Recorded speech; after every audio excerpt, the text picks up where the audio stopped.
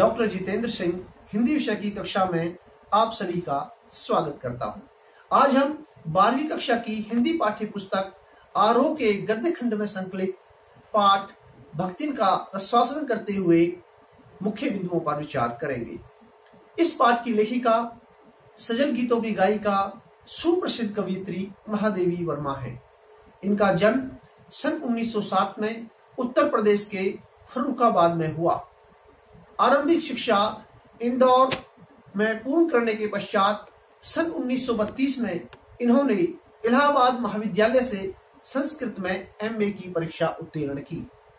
नारी समाज में शिक्षा प्रसार के उद्देश्य से आपने प्रयाग महिला विद्यापीठ की स्थापना की। विद्यार्थियों, साहित्य जगत में महादेवी वर्मा की प्रतिष्ठा बहुमुखी प्रतिभा की रचनाकार के रूप में रही है। आप छायावादी हिंदी काव्य के 4 स्तंभों में से एक हैं। उत्कृष्ट लेखन के लिए आपको भारत सरकार ने सन 1956 में पद्म भूषण अलंकरण से सम्मानित किया। इसके अतिरिक्त उत्तर प्रदेश सरकार के हिंदी संस्थान ने भी आपको भारत भारती पुरस्कार तथा यामा काव्य संग्रह के लिए ज्ञानपीठ पुरस्कार से सम्मानित किया। 1987 को इलाहाबाद में हमारी प्रिय कवयित्री महादेवी वर्मा का देहांत हो गया।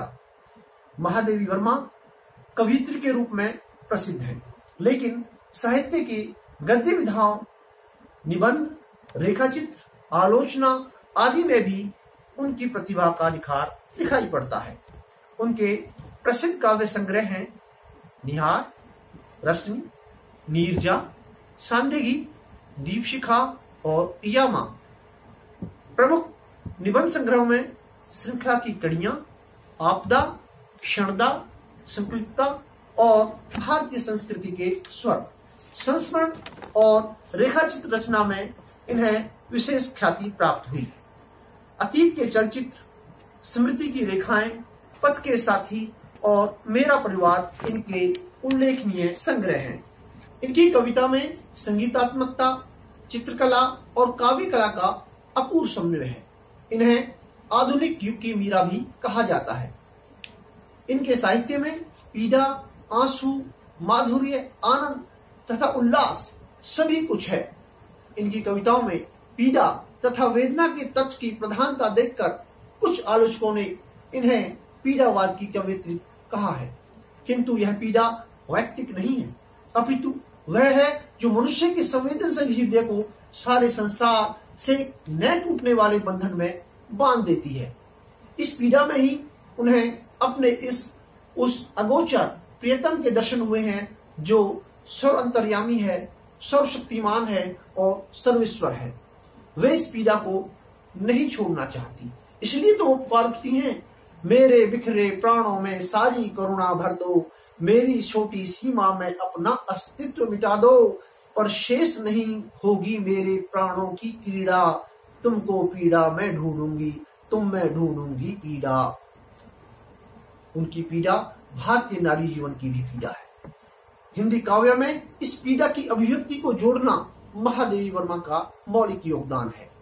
उनके संस्मरणात्मक साहित्य में शोषित वर्ग के स्वर को विशेष स्थान मिला है। उनके रेखा चित्रों में ऐसे चरित्रों और प्रसंगों को स्थान मिला है जिनकी साधारणता हमारा ध्यान नहीं खींच पाती। अतः उन्होंने समाज के शोषित पीड़ित वर्ग को अपनी गद्य रचनाओं में नायकत्व प्रदान किया है।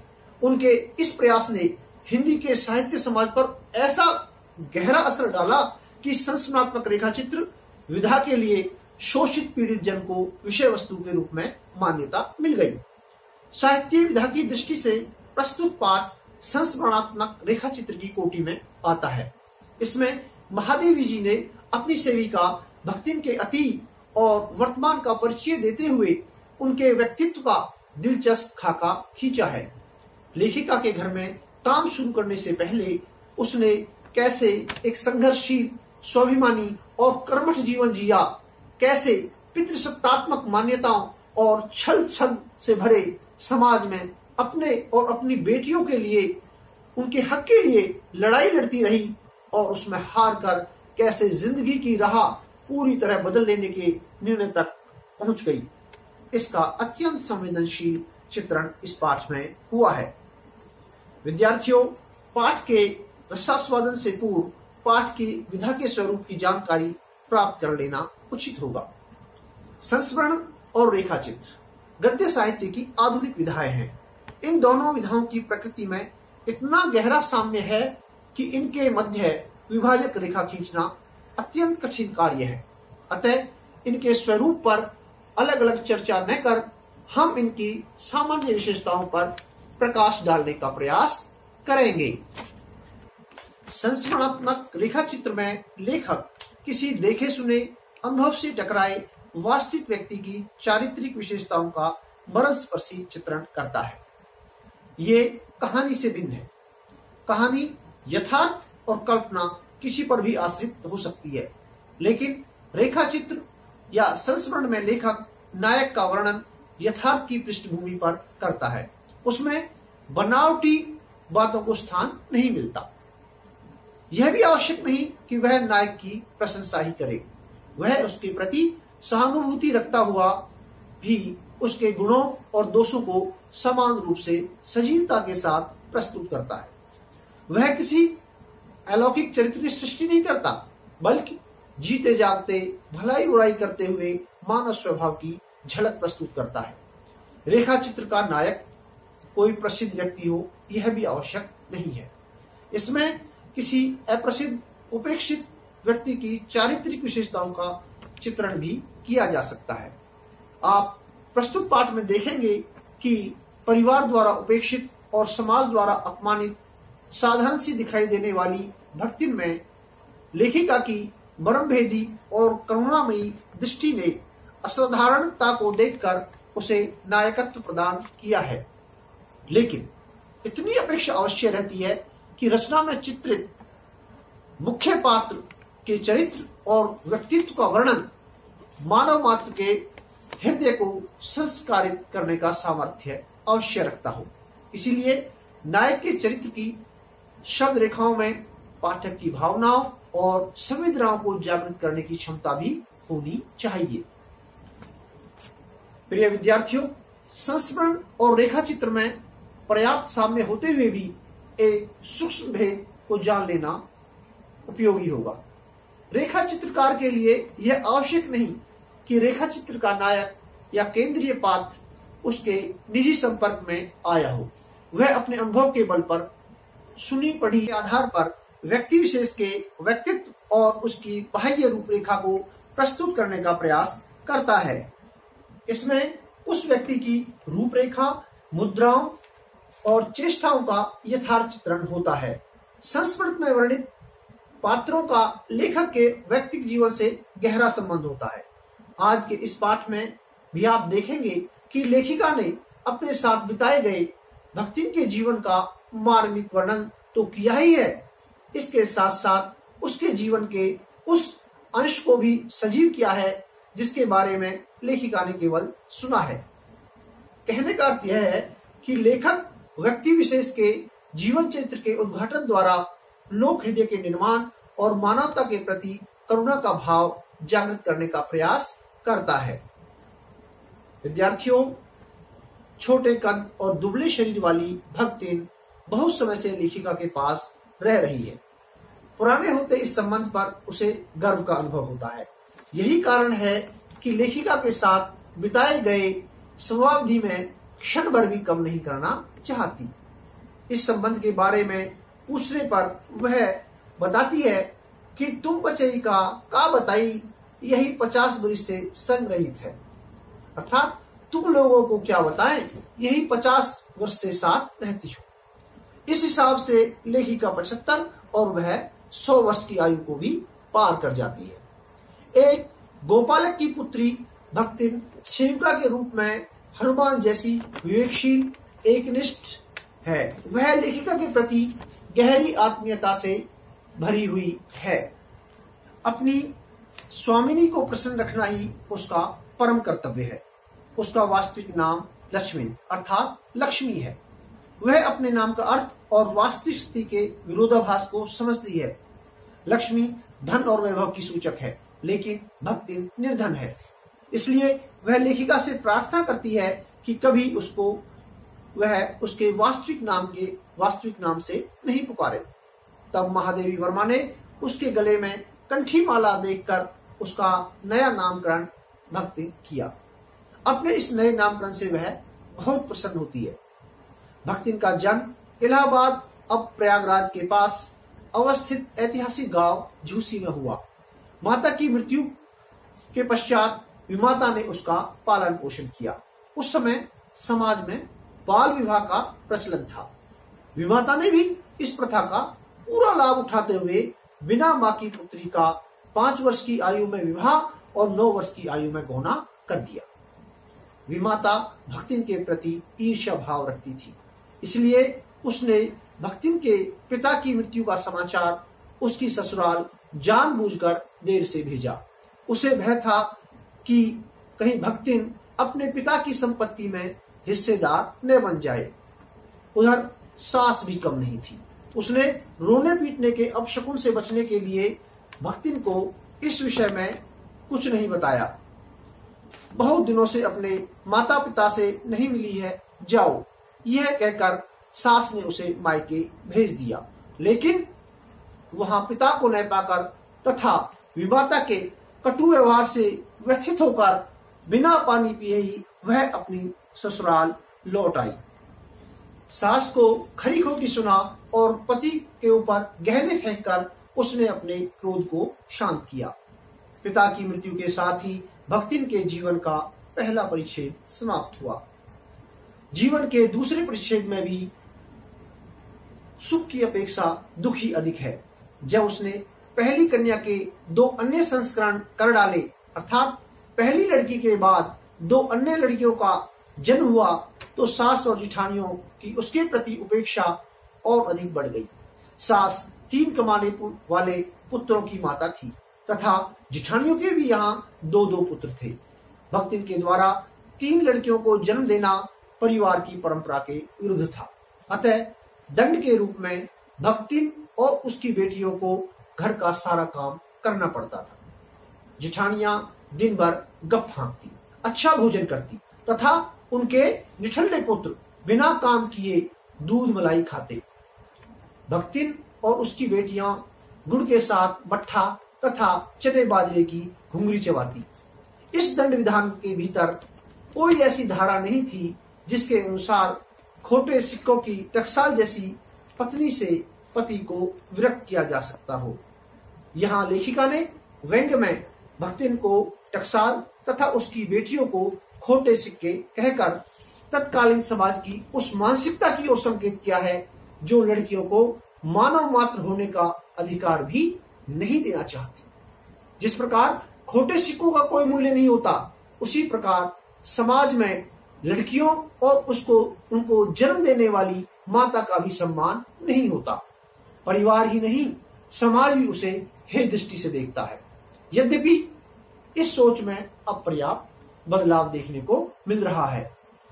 जिठानियां भक्तिन के पति को उसके विरुद्ध उकसाती थी, लेकिन वह अपनी तेजस्विनी परिश्रमी पत्नी को पहचानता था। इसी प्रेम और विश्वास के बल पर वह संयुक्त परिवार से अलग हो गई। गाय भैंस खेत खलियान का सारा कार्य भक्तिन करती थी, अतः इस विषय में उसका ज्ञान सबसे अधिक था। इसलिए उसने जो अच्छा था छांट छांट कर ले लिया। पति पत्नी के परिश्रम से जल्द ही घर जो है समृद्धि का भंडार बन गया। पति ने बड़ी बेटी का विवाह बड़ी धूमधाम से किया, किंतु विवाह के पश्चात ही दोनों छोटी कन्याओं और 29 वर्षीय पत्नी को छोड़कर परलोक सिधार गया। जेठ और उनके पुत्रों ने संपत्ति के लालच में भक्तिन के सामने दूसरे विवाह का प्रस्ताव रखा, जिसे उसने यह कहते हुए अस्वीकार कर दिया, मैं कोई कुतिया या बिल्ली नहीं हूँ, मेरा मन करेगा तो मैं दूसरे के यहाँ जाऊंगी, नहीं तो तुम्हारी छाती पर बैठकर अनाज भूनूंगी और राज करूंगी। यह बात अच्छी तरह समझ लो। उसने अपने सिर का मुंडन और गले में कंठी धारण कर वहां से कभी न टलने की घोषणा कर दी। दोनों छोटी बेटियों का विवाह करने के बाद संपत्ति की सुरक्षा में सजिग भक्तिन ने बड़े दामाद को घर जमाई बना लिया। इस प्रकार उसके जीवन का तीसरा परिच्छेद आरंभ हुआ। लेकिन भक्ति के दुखों का अंत नहीं हुआ था। बड़ी बेटी भी विधवा हो गई। परिवार वालों को भक्तिन की संपत्ति हड़पने का एक और नया अवसर मिल गया। संपत्ति की लालसा में भक्तिन के जेठ का लड़का विधवा बहन का विवाह अपने तीतरबाज साले से करना चाहता था, परंतु लड़की भी माँ की तरह समझदार थी और उसने इस प्रस्ताव को अस्वीकार कर दिया। एक दिन भक्तिन घर पर नहीं थी। तीतरबाज साले ने बेटी की कोठरी में घुसकर भीतर से दरवाजा बंद कर लिया और उसके समर्थक गांव वालों को बुला लाए। भक्तिन की बेटी ने तीतरबाज की अच्छी तरह पिटाई की, जिसके निशान उसके चेहरे पर साफ देखे जा सकते थे। तीतरबाज झूठ बोलता रहा कि वह निमंत्रण पाकर अंदर गया था। अंततः विवाद सुलझाने के लिए पंचायत बुलाई गई। लड़की ने पंचों से बार बार अनुरोध किया कि वे उसके निमंत्रण के निशान तीतरबाज के चेहरे पर देखें, लेकिन पुरुष प्रधान समाज की मानसिकता से ग्रस्त पंचों ने उसकी एक न सुनी और फैसला दिया कि अब वे पति पत्नी के रूप में रहेंगे। यह संबंध सफल नहीं हुआ। तीतरबाज युवक दिन भर तीतर लड़ाने के सिवाय कोई काम नहीं करता था। परिणाम यह हुआ, गाय ढो खेती बाड़ी सब खराब हो गए और एक दिन ऐसा आया कि लगान न चुकाने के कारण जमींदार ने भक्तिन को दिन भर धूप में खड़ा रखा। स्वाभिमानी भक्तिन के लिए यह कलंक की बात थी। अतः दूसरे दिन ही वह कमाई के विचार से शहर आ पहुंची। घुटी हुई चांद को मैली धोती से ढके हुए वह लेखिका के यहाँ पहुंच गई। उसकी वेशभूषा में गृहस्थ और वैरागी का मेल देखकर लेखिका को उसके भोजन बनाने के ज्ञान पर शंका हुई। इस पर भक्तिन ने बताया कि वह रोटी बनाना, दाल भात रांधना, सब्जी बनाना आदि सब काम जानती है। दूसरे दिन सवेरे ही उसने स्नान किया तथा लेखिका की धुली हुई धोती को जल के छींटों से पवित्र कर पहना। हालांकि वह स्वयं मैली धोती पहनती रही थी। इसके बाद उसने सूर्य और पीपल को जल चढ़ाया। 2 मिनट जाप कर उसने कोयले की मोटी रेखा से अपने चौके की सीमा निर्धारित की तथा भोजन बनाना आरंभ किया।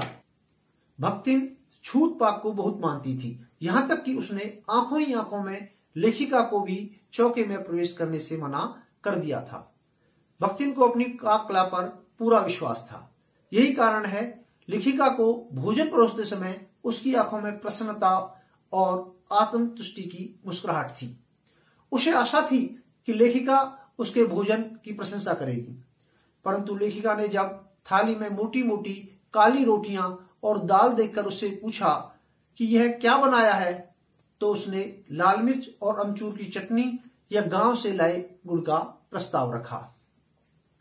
भक्तिन ने पाक कला में अपनी निपुणता के असंख्य प्रमाण दे डाले और लेखिका अपने मन में शहर और देहात के जीवन के इस अंतर पर विचार कर रही थी।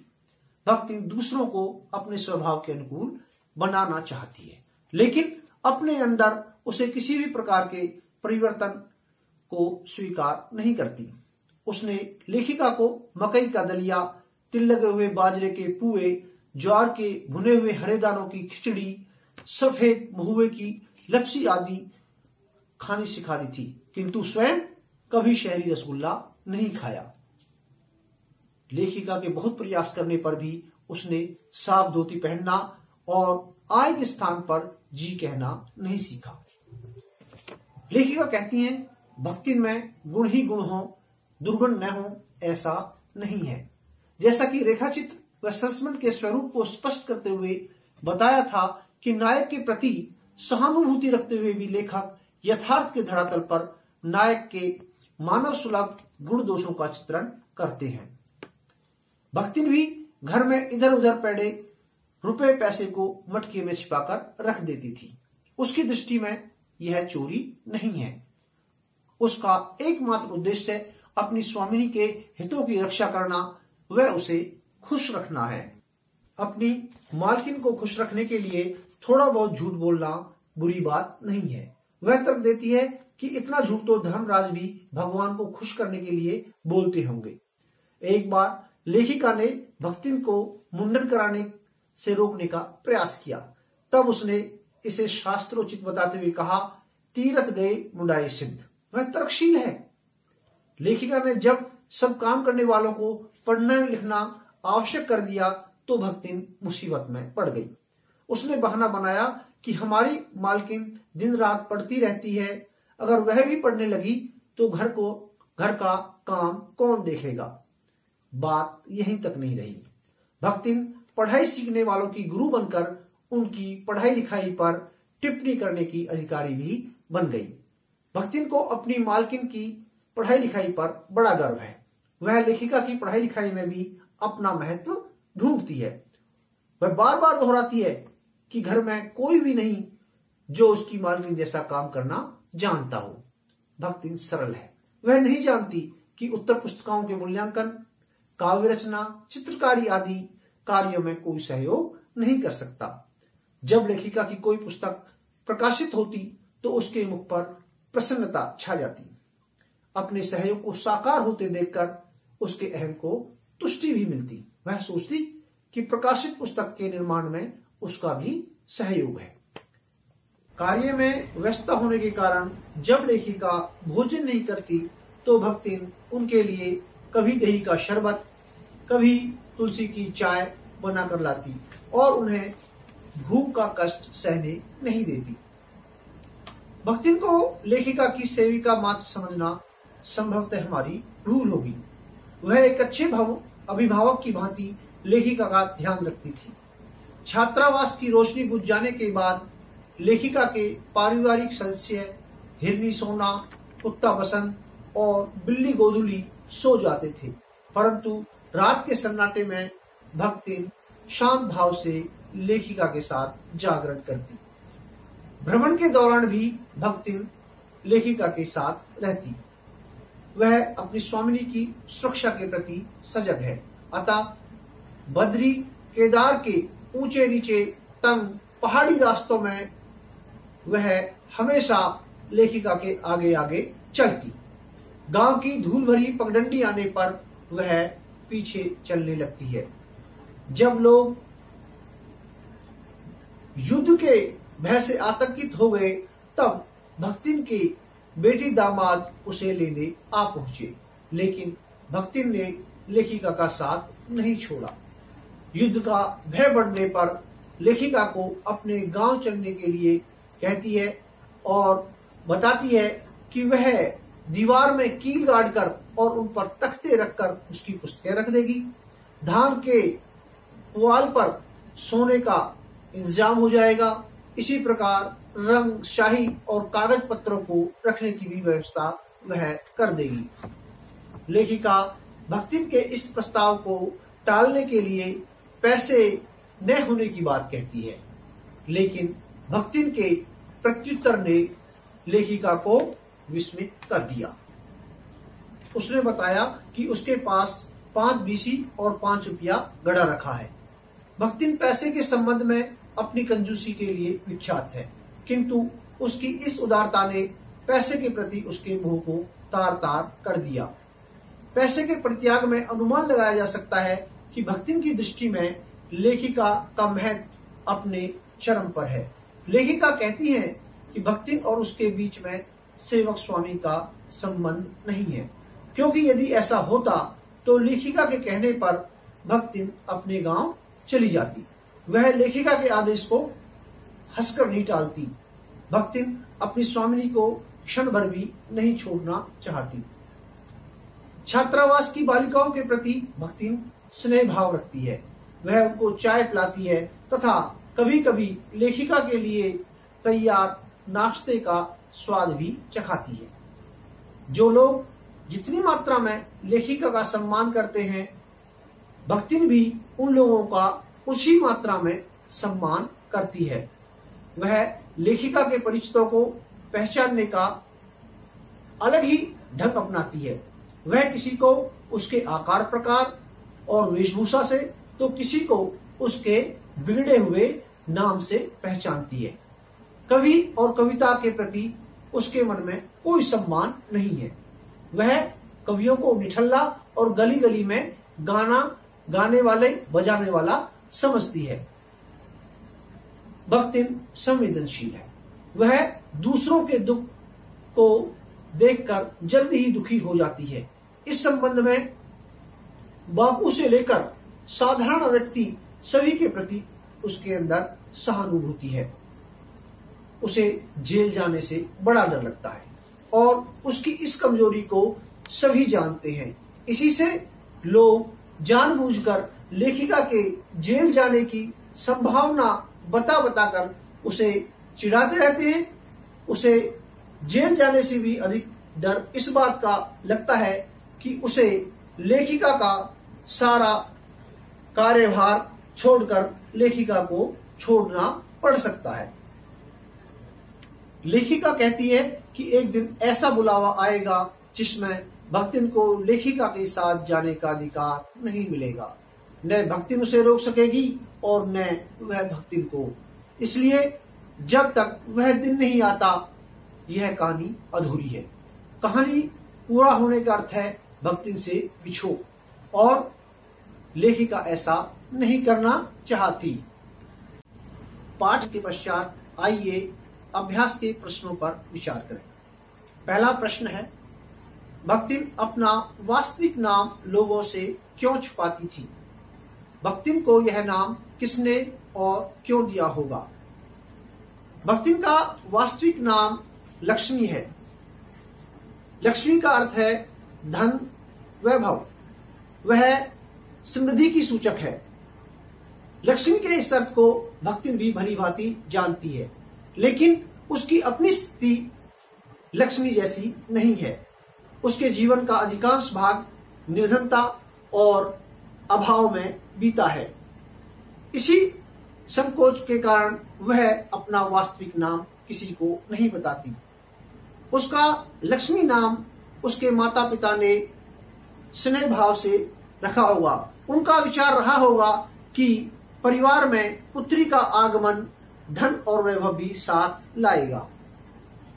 दो कन्या रक्त पैदा करने पर भक्तिन पुत्र महिमा में अंधी अपनी जिठानियों द्वारा घृणा व उपेक्षा की शिकार बनी।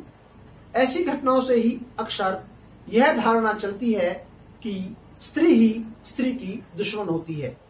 क्या इससे आप सहमत हैं?